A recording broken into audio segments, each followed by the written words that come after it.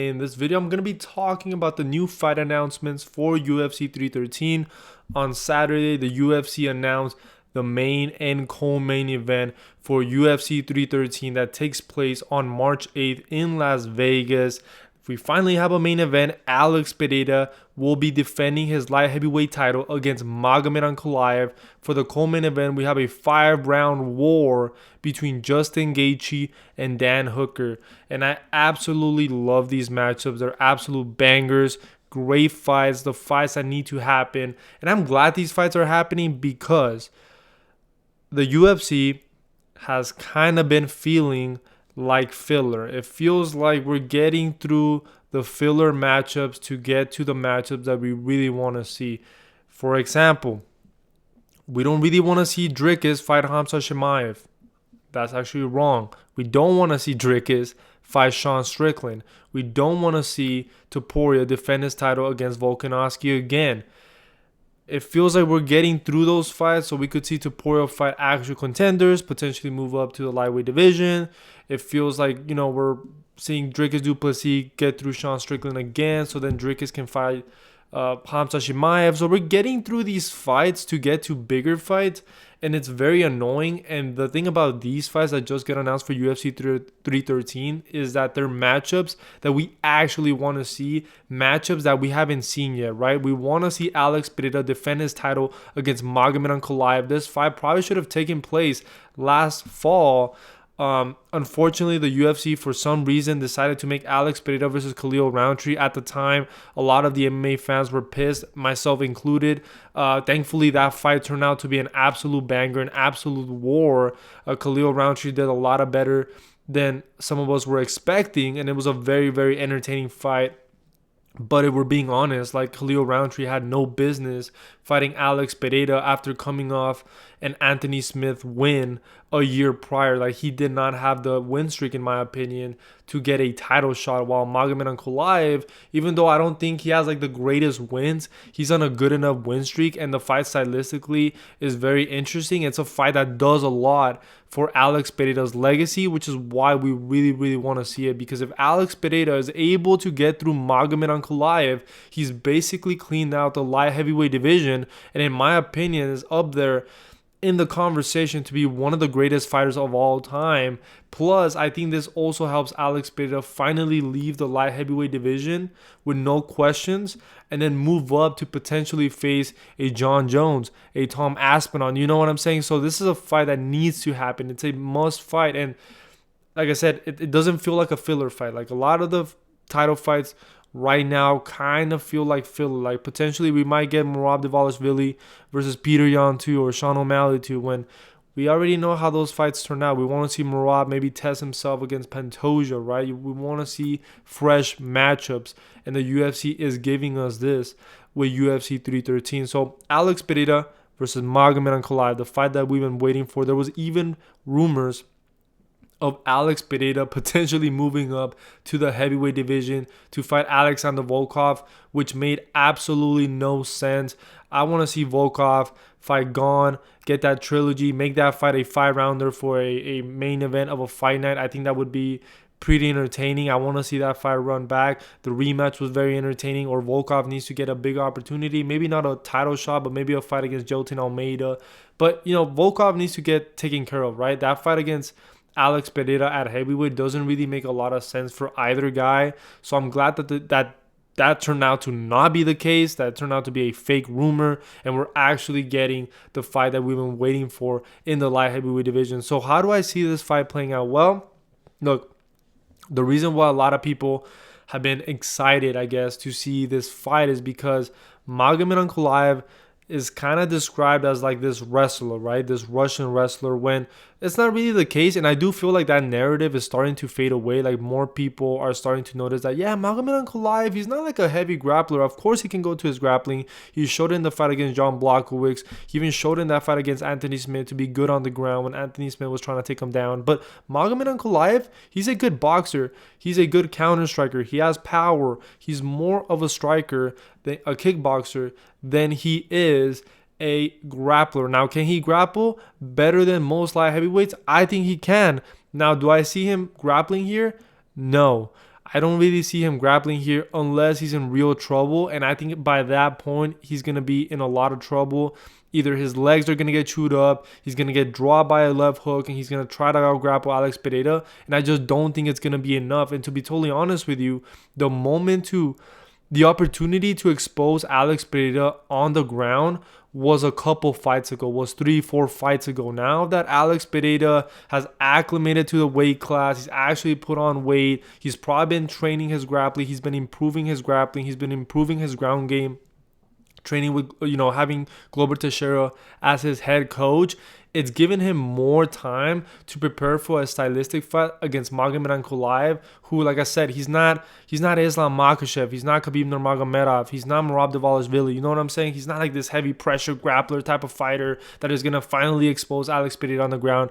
I don't see Magomed Ankalaev as that type of fighter. Now, just because Magomed Ankalaev is not like this heavy grappler, this heavy pressure fighter, doesn't necessarily mean that he's not a dangerous matchup. I think Magomed Ankalaev has a good chance here to potentially knock out Alex Pereira on the feet. He has good counter striking, he has good popping and shots, he has good straight shots. Man, we saw Alex Pereira start to get clipped a little bit at the beginning of that fight against Khalil Roundtree, even though I do think Khalil Roundtree is the faster fighter in comparison to Ankalaev. I don't think Ankalaev is as fast as Khalil here, but I think Ankalaev has a little bit more power. I think the size is going to help him in this fight.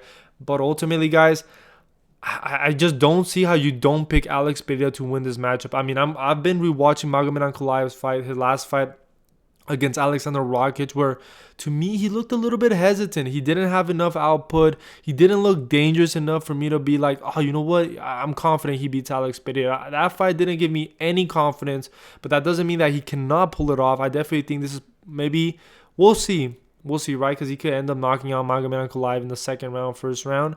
But I think on paper, Ankalaev is probably his hardest fight in the division.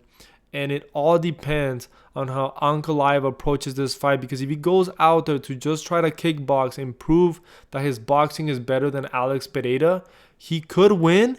But you do open up the opportunity to Pereira to win those matchups, because Pereira has been fighting a lot of heavy strikers. He's fought Khalil Roundtree, he's fought Jamal Hill, he's fought Yuri Prohaska. Jan Blachowicz had success because he was mixing up the takedowns. But like I said, that was an Alex Pereira that was moving up to the light heavyweight division, who was coming off a knockout loss to Israel Adesanya. So I feel like if Alex Pereira would have faced Magomed Ankalaev after that Adesanya rematch loss, I think Ankalaev would have had a better chance of beating him. But because Pereira has defended his title so many times, he's been so acclimated to the weight class, he's gotten better, he's a lot more confident. I think it's kind of ruined the opportunity for Ankalaev to win. Plus the fact that Ankalaev is kind of, I don't want to say this is a short notice fight, but it's relatively soon.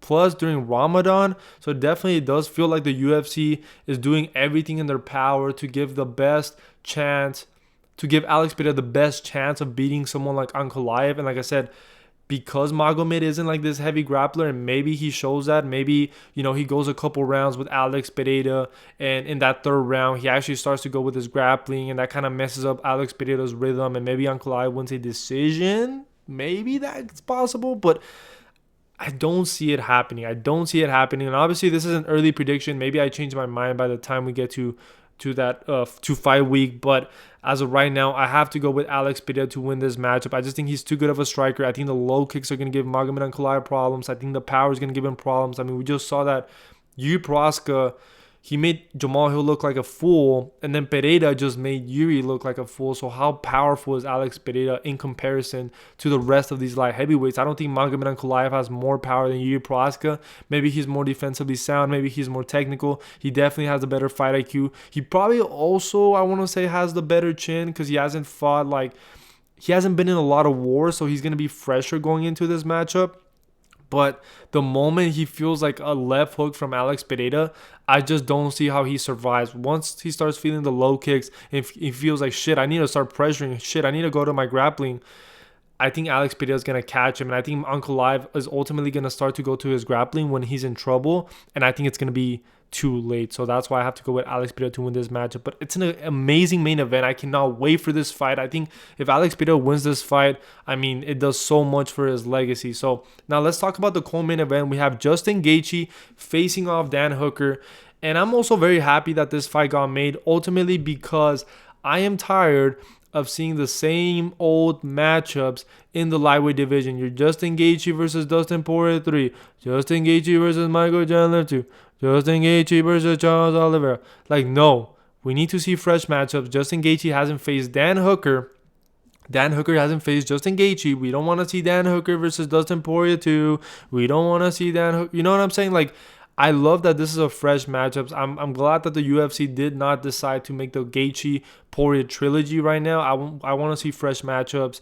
And this also kind of means that potentially we could be seeing Charles Oliveira maybe facing off Max Holloway for the BMF belt. Maybe you can make Armin Tsarukyan versus Dustin Poirier, or you can make Dustin Poirier versus Rafa Fiziev. Like, there's so many cool matchups you can make in the lightweight division instead of the same old matchups with Gaethje, Poirier, Chandler. We're tired of those matchups. You know what I'm saying? Like, obviously those fights are amazing and they're good scraps, but I want to see fresh matchups that we haven't seen that are interesting. And this matchup is very interesting because I feel like a lot of people are sleeping on Justin Gaethje, no pun intended. I know he got slept in his last fight badly by Max Holloway, but Dan Hooker is nowhere near the striker, in my opinion, of a Max Holloway. He doesn't have the boxing. He doesn't have the fight IQ. He doesn't have the speed. He doesn't have the 5-round cardio of a Max Holloway. So I see a lot of people picking Dan Hooker because Justin Gaethje is coming off a knockout loss. And I'm going to say this, guys. I'm going to say this because I've fallen for this trap before. I feel like every time like Dustin Poirier gets knocked out after that Gaethje rematch, or when Gaethje lost to Charles Oliveira, we always say the same old thing. Oh, Dustin Poirier is at the end of his career, which is why I can't pick him on his next fight. Gaethje after the Oliveira fight, man, I can't pick Gaethje to beat Rafa Fiziev. He's coming off getting knocked out and submitted by Charles Oliveira in the first round. Like, Gaethje's washed. And then they come back and they win a fight, and all of a sudden people are hyping them up. And I feel the same way about Dan Hooker. I feel like he's getting a lot of hype here. I think people are not objectively looking at this matchup to see who would actually win this fight. I think people are also misremembering Dan Hooker versus Mateusz Gamrot, because that fight honestly could have got to Mateusz Gamrot. It was a very close fight, and the fact that Mateusz Gamrot is clipping you on the feet gives me no confidence to pick you against Justin Gaethje. Yeah, I don't care that he got knocked out by Max Holloway and got outclassed. It's that featherweight skill. I think Justin Gaethje is still a very good lightweight, and I just don't think that Dan Hooker can survive the damage of a Justin Gaethje, the low kicks, the hands. If you're getting dropped by Mateusz Gamrot, bro, you're going to get dropped by Justin Gaethje at some point. And I think Justin Gaethje has faced harder hitters than Dan Hooker, has faced better volume strikers like Dustin Poirier than Dan Hooker. So when I look at Justin Gaethje's resume, this is a type of fight that he comes back and wins, in my opinion. Like, yeah, it's going to be a scrap. And yeah, maybe Dan Hooker, toughs it out and makes it to the 4th and 5th round. Maybe he could start to put the volume on Justin Gaethje, but I just don't see how he survives the onslaught of Justin Gaethje. And I just don't think, right? Because like I said, we always say after Gaethje or Poirier loses that they're washed. I don't think Gaethje's as washed as people think, and I also don't think that Dan Hooker is as good as people think. That fight against Gamrot was a very, very close fight. I think his fight before that was against Jalen Turner. That was an absolute war. He took a lot of damage in that fight, and I think Justin Gaethje, in terms of boxing, hits a lot harder than someone like Jalen Turner. I think he's also a lot more durable. He has better fight IQ. He has that 5-round experience. He's fought guys like Dustin Poirier. He's fought guys like Max Holloway, even though he did drop Max Holloway, right? Who did he fight before that? Rafa Fiziev.